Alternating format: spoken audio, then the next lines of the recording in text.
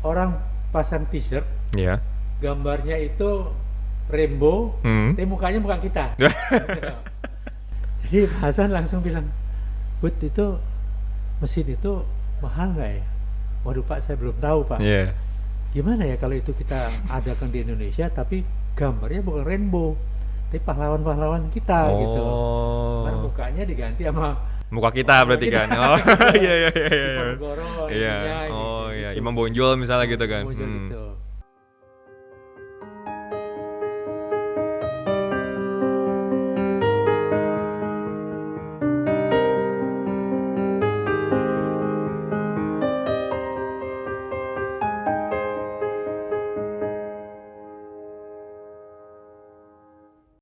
Assalamualaikum warahmatullahi wabarakatuh, pemirsa Gatra Bicara, podcast Gatra Bicara spesial bulan Bob Hasan kembali menjumpai Anda dan masih bersama saya pastinya Feby Andrian. Di episode yang lalu saya sudah berbincang bersama dengan orang-orang yang dekat sekali dengan almarhum Pak Bob Hasan. Dari mulai ada anggota keluarga, ada rekan-rekan seperjuangan di PB Pasi, kemudian juga ada atlet di PB Pasi ya sampai sekarang yang akan saya ajak ngobrol bareng, yaitu pernah juga punya andil membangun majalah Gatra.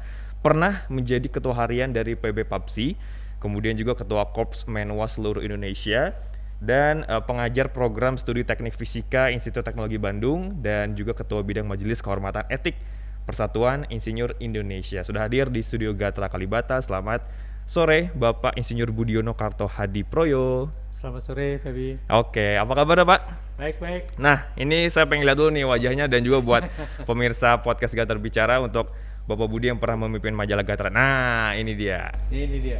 Oke, ya, jadi sudah ya. Oke, nah, bisa dipakai lagi apa mungkin maskernya?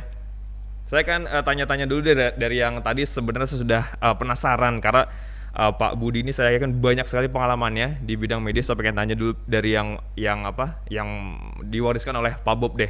Pak Budi ini pernah menjadi ketua harian dari PB Papsi. Nah, itu bisa diceritain nggak Pak, kenapa bisa dapat mandat lagi nih, dapat ya apa ajakan lagi dari Pak Bob? Itu gimana cerita itu Pak? Jadi itu saya lupa tahunnya ya, tahun 80 sekian lah itu lupa Oke. saya. Satu ketika saya dipanggil Pak Hasan dan kemudian bilang, Bud, itu anak-anak Papsi angkat besi itu akan mengadakan kejuaraan di Afrika. Oke. Tolong kamu bantulah, terus gitu ya.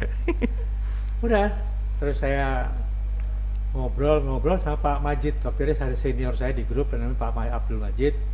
Saya bilang ke Pak Majid, Pak, saya ini emang suka olahraga, tapi yang namanya angkat besi itu ngelihat saja saya belum pernah. Oke. Sekarang Pak Hasan kasih tugas saya ini, saya bilang begitu. Pak Majid manasin saya. Dia bilang, betul, olahraga yang bagus itu, hebat. Kamu lihat, nanti kalau kamu lihat terjun, barulah kamu paham dan kamu itu. Terus saya mesti bantu apa? Kamu jadi tim manajer aja lah. Nah, kalau manajer kan kamu tahu jago. Udah, saya menjadi tim manajer memang untuk berangkat ke Afrika. Kita berangkat 16 orang kalau nggak salah. Oke. Nah, dalam pertandingan itu kita juaranya, Indonesia juaranya.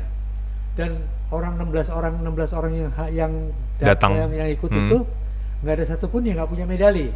Semuanya dapat. Semuanya dapat, cuman kelasnya beda-beda. Oke. Ada perak, ada perunggu sebagainya, semuanya dapat. Nah, pulang ke Indonesia. Oke. Nah, kedengeran sama orang masyarakat Papsi bahwa tim itu bagus, Dapat prestasi lah ya. prestasi. Mulai deh mereka kasak kusuk pengen Pak Bob untuk megang Papsi. Oke. Terus ya caranya begini, caranya itu turun mulai dari DKI dulu. Jadi klub-klub di DKI itu pada bikin pernyataan, bikin mendekati saya, minta supaya saya menjadi ketua Pengda DKI. Saya bilang, emang kenapa dengan Pengda DKI? Saya bilang, nggak mau saya bilang begitu. Kecuali saya mau kalau seluruh klub memang menginginkan saya. Karena sewaktu DKI meminta kepada saya tanya dulu sama Pak Bob. Oke. Pak Hasan, ini orang-orang pada minta kita untuk ngurusin Papsi nih. Saya bilang, ya udah, lu terusin, kasihan mereka, saya bilang kepada Pak Hasan gitu kan. Jadi, tapi syaratnya yang saya kemukakan begitu. Saya bilang sama mereka, bahwa saya hanya mau kalau diangkat memang oleh seluruh klub, karena saya nggak mau begitu saya jadi urusan pertama yang harus saya kerjakan adalah mendamaikan ribut antara klub-klub ini. Itu ngapain gitu? Mendamaikan yang pro kontra berarti Pro ya. kontra. Ya, nah. Karena antara klub itu ada ribut-ribut sebelumnya gitu lah antara klub itu. Jadi gak lama kemudian mereka datang dengan satu surat permintaan saya untuk jadi ketua, tanda tangan semua orang. Terus saya telepon ketua Pengda yang lama. Pak, ini ada beginian nih, buat apa ini? Bapak aja, saya bilang gitu. Terus saya bilang sama teman-teman itu, udahlah Pak, ini aja kenapa, saya bantulah sebenarnya. Tapi Pak, saya lupa namanya. Pak Ketua Pengda itu mengatakan, udah Pak Bud, ambil aja itu Pak. Udah. Jadilah saya Ketua Pengda DKI. Ada musyawarah terus saya Ketua Pengda DKI. Nah, di Pengda DKI ini waktu masuk ke dalam Kejurnas. Kejurnas itu pada saat itu yang juara, yang selalu juara itu adalah Lampung. Soalnya selalu Lampung. Nah, saya bilang sama anak atlet-atlet itu, kita biasa juara keberapa? Ya, ketiga, keempat gitu. Sekarang begini deh, saya nggak pengen kalian jadi juara. Yang saya pengen cuma satu, prestasi yang kalian capai di latihan itu terjadi juga di saat pertandingan. Karena di angkat besi ini seninya itu adalah seseorang harus mengangkat suatu barang yang lebih berat daripada tubuhnya ke atas kepalanya. Itu suatu hal yang sangat sulit, ya. Jadi sehingga unsur balancing itu sangat berpengaruh dalam hal ini. Jadi saya tahu orang kalau sedikit grogi di atas panggung itu pasti nggak bisa, terlihat lah ya terganggu dia. Jadi saya kumpul mereka, saya bilang saya nggak perlu cari medali lah, saya bilang nggak perlu jadi juara lah, yang penting adalah prestasi kamu di latihan, capai itu di kejuaraan pertandingan. Nah, dengan demikian mereka nggak ada tekanan pada dirinya, nggak ada kewajiban, ya kan? Yang dia ukur itu adalah yang sudah pernah saya kerjakan. Dengan seperti itu, kita akhirnya angkatan kita jarang yang gagal. Akhirnya kita juara gitu, juara pertama. Nah, habis juara pertama itu kemudian mereka langsung bilang, Pak, kalau bisa Pak Bot suruh jadi ketua PAPSI. Kalau udah nanti munasnya gitu. Terus saya bilang sama Pak Hasan, Pak, itu teman-teman minta Bapak sebagai calon untuk ketua umum PAPSI. Ya udah, ya atur aja gitu ya. Jadi kita adakanlah munas. Nah, begitu adakan munas, Pak Hasan terpilih sebagai formatur tunggal. Ya. Nah, waktu saya laporkan, Pak, Bapak jadi ketua umum PAPSI karena Bapak formatur tunggal. Langsung beliau mengatakan, udah Bud, kamu aja jadi ketua umum. Bapak nggak bisa Pak, jangan Pak, gitu kan. Kenapa jangan? Kan mesti yang muda-muda, kata Pak Hasan. Pak, ketua umum yang lama yang kemarin kita bersaing di Munas itu adalah Pak Yonoswoyo. Pak Yonoswoyo itu orang yang berjasa besar untuk bangsa ini. Dia adalah banyaklah jasanya untuk negara ini, apalagi di bidang olahraga. Saya bilang, kalau tiba-tiba dia diganti oleh yang namanya Budiono yang nggak jelas siapa, itu akan menyebabkan saya tidak enak Pak, tentu nggak bagus, saya bilang gitu. Oh, tapi Pak Hasan tetap maksa. Saya bilang gimana caranya ya? Akhirnya pada satu saat tertentu Pak Hasan maksa saya lagi, saya dipanggil di kantor. Udah, kamu ketua umum ya? Saya bilang nggak bisa Pak. Kenapa nggak bisa? Anggaran dasarnya bilang formatur tunggal harus ketua umum. Oh gitu. Oh ya udah, kamu ketua harian. Ya oke, kalau ketua Waduh, diterima juga. Kalau ketua harian oke, dan jangan ketua umum. Iya. Nah, sejak itulah saya aktif di PAPSI, dan kemudian memang kita banyak prestasinya kemudian. Dan kemudian saya mendorong Pak Hasan untuk menjadi vice presidennya juga di IWF. Oh ya. Itu Oke, seperti sejarahnya itu ya. pertama. Iya, iya. Masuknya mulai PAPS itu. Oke. Tadi sedikit Pak Budi bilang Pak Bob yang muda-muda aja waktu itu berarti usianya emang beda jauh tuh sama Pak Bob tuh atau gimana? Saya kan sama Pak Hasan bedanya saya 75 sekarang. Iya. Pak Hasan kalau masih hidup mungkin 80. Ya saya mungkin beda 10 tahunan lebih yang Pak Hasan. Oh, makanya Pak Hasan bilang, udah yang muda-muda aja urusin gitu ya. Nah, yang Oh. muda-muda. Oke. Nah, sedikit ya Pak, mungkin yang saya tahu kalau angkat besi itu namanya tuh yang paling terkenal tuh Eko Yuli kalau tidak salah ya. Eko ya, Heeh. sekarang tuh Eko. Iya, kalau waktu itu Zaman dulu cari Dartias dulu. Oh gitu. Ya. Iya. Ya. Sudah berapa atlet itu Pak yang mungkin Pak Budi sudah apa ya sudah ajari atau sudah ngomong lah gitu waktu itu masih ingat ya berapa atlet Pak? Wah banyak ya. Keluarga Wiharja itu yang paling banyak dulu waktu itu. Jadi bang banyak lah karena memang angkat besi itu kemudian kita membuka yang namanya pelatnas remaja. Oke. Nah itulah bibit-bibit kita yang kemudian mendapatkan medali di Olimpiade waktu itu. Tapi di situ ada satu hal yang di PAPS itu ada satu hal yang lucu yang terjadi di binaraga justru bukan di angkat besi. Di binaraga tuh kita punya atlet yang namanya Levi Rumbewas. Oh, oke. Beliau itu badannya bagus, sangat bagus. Semua orang-orang mengakui bahwa di Asia terutama mengakui bahwa dia itu sangat bagus. Tetapi orang itu sangat baik, sehingga pada saat dia menampilkan diri dalam saat pertandingan, dia sangat merendah hati. Oke. Tidak ada kesombongannya.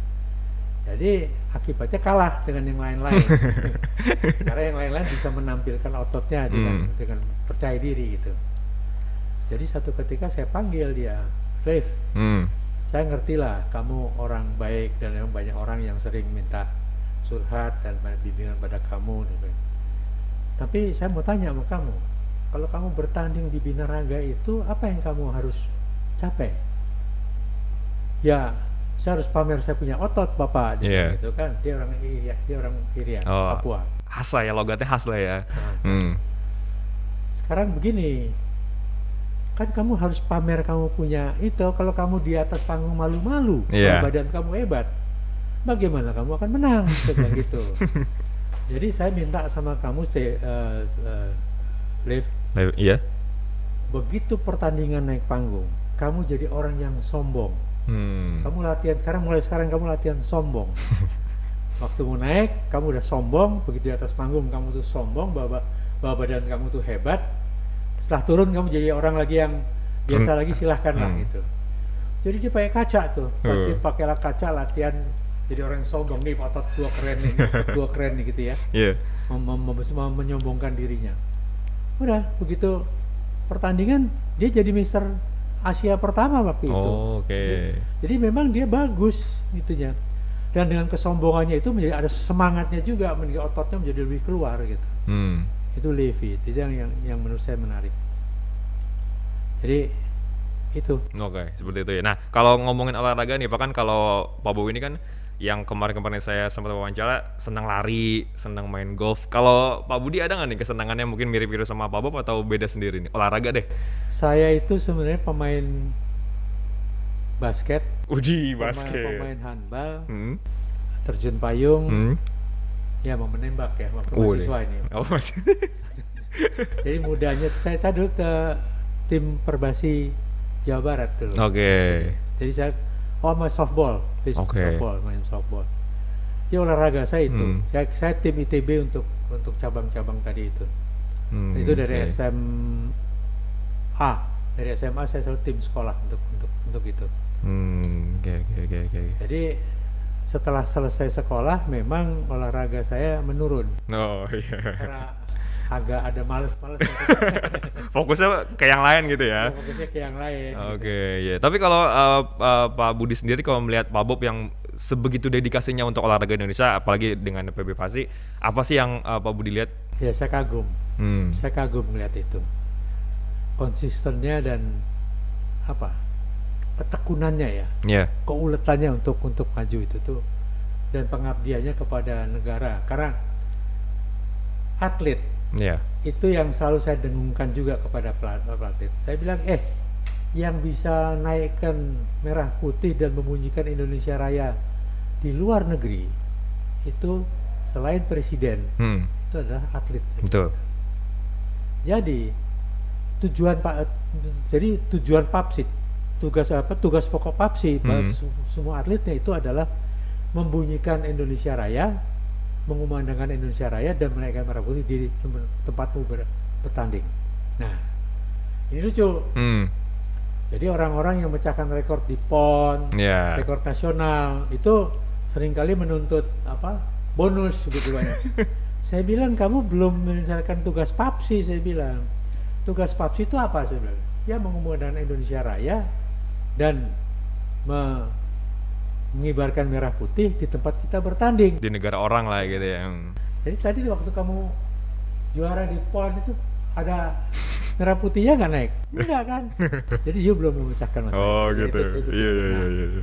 Ini yang kebanggaan di Pak Hasan itu memang kepentingan nasionalnya sering ditempatkan di depan. Itu saya rasakan betul pada saat bersama-sama dengan Pak Hasan. Oke. Nah, kalau momen deh Pak, momen yang paling seru sama Pak Hasan deh selama Bapak kenal sama Pak Hasan itu ada nggak Pak? Momen seru, momen ya mungkin memalukan atau menyenangkan itu ada nggak Pak? Ya sebenarnya ada banyak. Tapi bukan buat publik. Iya. Yang lucu-lucu aja deh, yang seru-seru deh, yang menginspirasi deh. Yang ini yang saya berkesan ya. Iya. Kita satu ketika dulu pernah berangkat ke Amerika. Kita ke Disneyland ya. Oke. Nah di situ itu ada ini orang pasang t-shirt. Iya. Gambarnya itu rainbow, tapi mukanya muka kita. Jadi Pak Hasan langsung bilang, "Bud, itu mesin itu mahal nggak ya?" Waduh Pak, saya belum tahu Pak. Iya. Gimana ya kalau itu kita adakan di Indonesia tapi gambarnya bukan rainbow, tapi pahlawan-pahlawan kita gitu. Karena mukanya diganti sama muka kita berarti kan. Oh iya. Iya. Oh iya, Imam Bonjol misalnya gitu kan. Gitu. Nah itu jadi beliau itu selalu mengaitkan dengan kepentingan untuk Indonesia itu apa, itu manfaatnya buat Indonesia. Jadi apa yang kita lihat itu manfaatnya buat Indonesia ada nggak? Kalau ada kita jadi kepeduliannya kepada negara ini tidak pernah hilang. Ya. Iya. Saya ingat juga itu waktu kita bangun Stadion Madia misalnya. Iya. Itu kan beliau itu kan bangun Stadion Madia itu karena ada perasaan direndahkan ya, karena kita negara yang paling besar di Asia Tenggara, tapi menjadi tuan rumah kejuaraan atletik aja untuk Asia nggak bisa, karena kita tidak punya rubber track yang sintetik standar internasional itu lah ya. Jadi pada saat rapat di Jepang kalau nggak salah beliau itu begitu ditanya punya nggak, akan punya kita gitu. Nah waktu pulang ke Indonesia saya dipanggil, "Bud, itu Stadion Madia bangun untuk pasangin sintetik rubber." Gitu lah. Jadi saya membangun itu untuk stasiun jadi sintetik rubber, sehingga kita itu bisa menjadi tuan rumah kejuaraan Asia atletik itu ya. Itu ya. Memang membangunnya itu kan lucu, itu tempat itu kan dulu lapangan hoki. Iya. Yang kemudian jadi lapangan balap anjing. Iya, tempat judi kalau tidak salah ya. Iya. Balap anjing, iya. Balap anjing. Terus kita ganti jadi balap orang kan. Balap orang. Oh iya. Nah, yang waktu habis selesai bangun Stadion Madia itu, kejuaraan Asia kan. Terus saya ajak Pak Hasan ke atas, saya bilang, "Pak, lihat tuh Pak." Apa? Itu lihat, tiket atletik udah dicalokin. Jadi ada calo mau jualan tiket atletik. Sejak kapan? Kapan orang kan nonton atletik, ditarik-tarik aja belum tuh mau. Tapi sekarang itu dicaloin, saya bilang gitu. Ya itu baru keren Pak, saya bilang gitu. Jadi tiket atletik dicaloin itu kan artinya orang mau berkorban lebih untuk nonton atletik. Iya, betul. Jadi kita ini sukses Pak mengadakan pertandingan kejuaraan Asia ini gitu. Oh, oke. Memang ya itu saya puasnya di situ. Jadi yang saya kutip tadi Pak Hasan tuh selalu berpikiran ini kalau di Indonesia ada manfaat atau enggak ya Pak tadi ya, seperti mesin tadi ya Pak ya. Ya, kepentingan nasional itu lebih dikedepankan. Lebih dikedepankan. Itu Pak Hasan. Oke. Nah, kalau mungkin waktu renov Stadion Madia itu bener nggak sih Pak Bob itu selalu melihat meninjau setiap hari gitu. Wah, ini kerja Budi bener nggak nih gitu. Gimana tuh Pak? Emang itu saya dikasih waktu cuman setahun atau 8 bulan gitu. Tapi harus selesai. Berarti mepet sama event itu berarti ya Pak ya? Event itu ya, event itu. Nah, jadi saya mikir ini kok yang stres cuman saya sendiri nih. Saya pengen yang kerja juga stres gitu kan. Jadi di lapangan itu saya kasih kain. Saya pakai tulisan stadion ini selesai angka pakai kain hari lagi. Nanti si pekerja-pekerja itu saya minta untuk kayak countdown, angkanya berkurang terus. Sehingga mereka tahu bahwa mereka harus kerja berapa lama lagi. Nah, dalam pembangunan Stadion Madia itu ada dua hal yang sebenarnya buat saya selalu berkesan. Pertama itu setelah kita pasang sintetik rubbernya, itu kan harus disertified oleh IAAF. Supaya lapangan itu memang layak untuk kejuaraannya ya.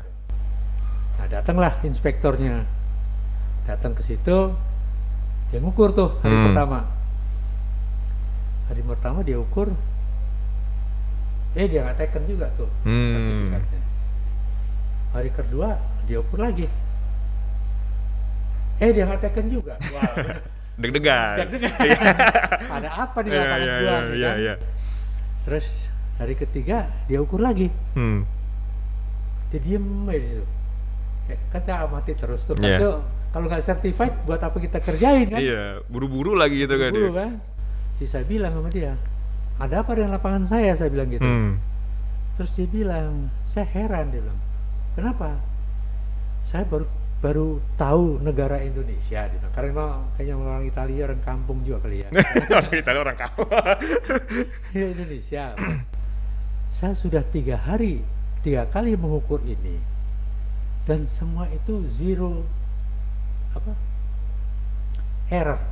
Jadi, zero mistake lah ya. Zero mistake. Karena kita kalau mengukur tuh 20 cm dari pinggir lapangan diukur 400 meter dan harus bolehnya 400 plus minus 12 mili kesalahannya. Nah ini enggak, ini pas dari 12 mili. Presisi lah ya. 400 presisi betul gitu. Saya bilang, gimana salahnya? Diteken dong itu gitu kan. Tanda tangan dong gitu kan. Ya akhirnya ya dia teken. Oke. Dia teken, ya udah. Saya bilang Pak Hasan, Pak udah Pak, ini udah certified gitu. Iya. Udah, lapangan selesai certified.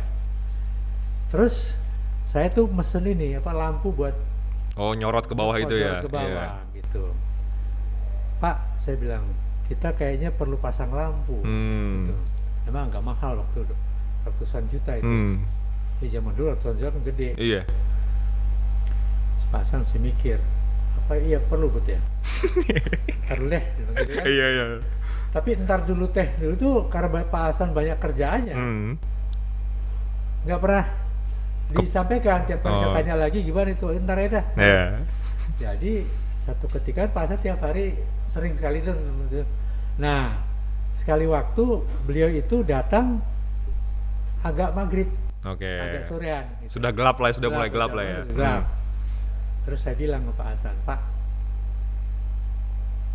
gengsinya suatu pertandingan atletik itu adalah lari 100 meter putra. Itu biasanya terjadi adalah maghrib-maghrib. Ya seperti sekarang ini lah gitu kan.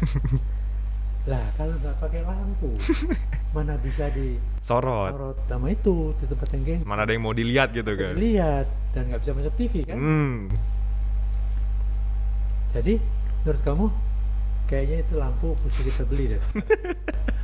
Begitu Pak Hasan bilang, ya udah beli deh. Beli kan. Tapi suppliernya itu stoknya udah dijual ke tempat lain. Waduh. Begitu. Saya bilang sama dia, si Philips waktu Philips, saya bilang, pokoknya saya minta tolong you air freight cari lampu itu ya sejumlah yang saya inginkan. Apa yang dia lakukan adalah, jadi semua pembangunan stadion di dunia itu dia lihat di mana proyeknya, ambil sepotong, akhirnya pakai air freight masuk ke Indonesia. Nah, itulah yang menyebabkan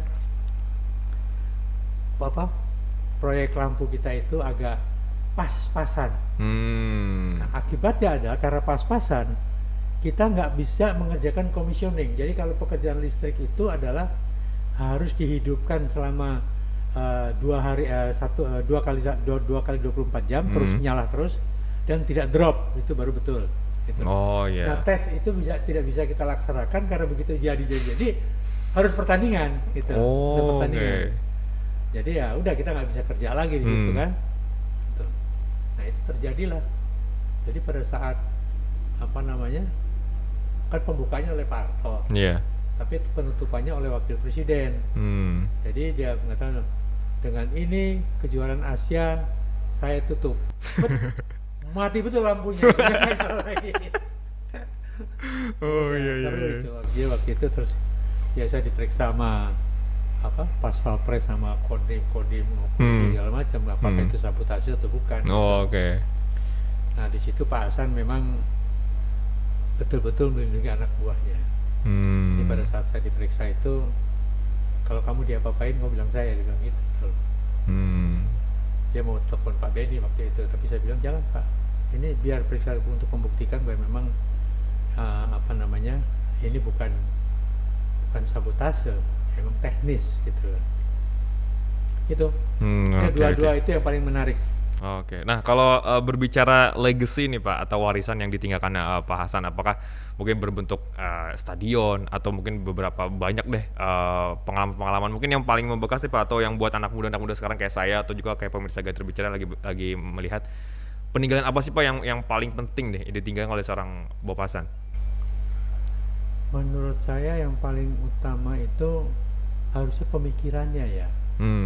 Pemikirannya mengenai atletik. Jadi atletik itu, dan kemudian mengenai manajemen hutan. Sebenarnya menurut saya manajemen hutan itu apa yang dilakukan oleh Pak Hasan zaman dulu itu cara yang paling baik gitu ya. Kita kan Geographical Information System untuk kehutanan, itu kan kita pertama kali yang membuat itu, dan dengan sistem itu kita bisa sebenarnya mengendalikan. Dan kemudian di dalam atletik banyak prestasi yang dikembangkan. Jadi dua itu menurut saya hal yang cukup berkesan buat orang-orang untuk bangsa ini ya. Konsisten sekian tahun menangani atletik dengan pengorbanan yang itu besar, tapi konsistennya itu yang berarti kan konsistennya. Konsisten terus meningkat, jadi terus berusaha untuk lebih baik dan lebih baik begitu. Dan memang hasilnya memang lebih baik begitu ya. Itu yang saya perhatikan, khususnya memang di bidang olahraga terutama. Oke. Nah, satu kata terakhir nih Pak, atau satu pertanyaan terakhir dari saya mungkin, banyak yang bilang Pak Bob itu pejuang, gigih, dedikasi, dan banyak panutan-panutan yang bisa saya gambarkan. Nah, kalau dari sosok Pak Budi sendiri deh, Pak Hasan ini orangnya apa? Satu kata mungkin Pak, menggambarkan sosok Bob Hasan. Tokoh yang dia dipanuti. Panutan berarti ya? Oke. Berarti yang harus saya dan juga pemirsa Gaya Terbicara melihat adalah, tadi sih yang saya garis bawahi adalah konsistennya tadi ya Pak ya? Konsisten, panutan. Oke. Nggak ada loh orang yang nangani atletik seperti itu. Secinta mati itu sama atletik berarti ya? Oke. Malah kadang-kadang atletik kalau bisa jangan saya yang pegang itu karena dia banyak. Oke, kalau gitu sekali lagi terima kasih Pak Budi sudah berbagi cerita bersama saya dan juga pemirsa Gatra Bicara semuanya. Demikianlah podcast Gatra Bicara spesial bulan Bob Hasan bersama dengan Bapak Insinyur Budiono Karto Hadi Proyo. Banyak sekali pelajaran, motivasi dan juga visi misi yang Pak Budi dan juga almarhum Pak Bob sampaikan untuk bangsa ini ke depannya. Terima kasih untuk Anda yang sudah menyaksikan podcast Gatra Bicara, dan saya ingatkan untuk Anda jangan lupa untuk download aplikasi Gatra di Play Store dan juga App Store. Juga like, subscribe channel YouTube dari Gatra TV serta follow Instagram dari Gatra di gratramediagroup.official. Kita bertemu lagi di lain kesempatan. Saya Feby Andrian, Bapak Budiono Karto Hadi Proyo pamit undur diri. Sampai jumpa.